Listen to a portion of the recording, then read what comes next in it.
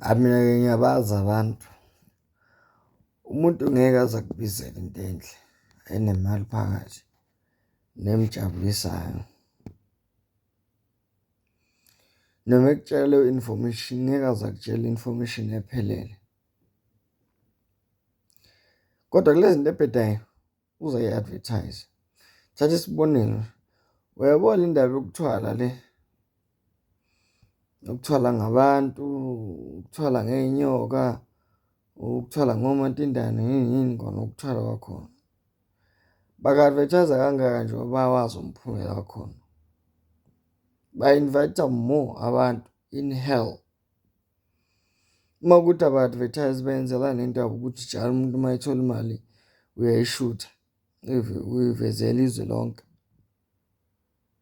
Uyibuze nje lowo mbuzo, uma ukuthi imali efika ngokuthi usebenze kanzima, yini edala ukuthi uma esenayo leyo mali ayisaphaze endlini bese yayishutha ngoba iningi injalo?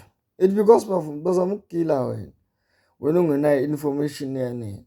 Laba bantu laba balali ebusuku, thina silele bona balali, bathola nzima.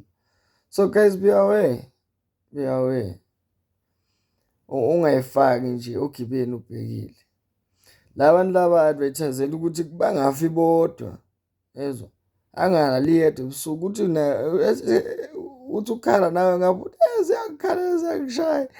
Nathi wayethi kuyoba njani yena. Kunabo mathafathafa nje, uthafaza izinto ongazazi. It's because kunama-consequences guys. Balekani. Nina nizwa. Balekani. Yo, ngeenyawo zombili kungasho ingoma yesonto.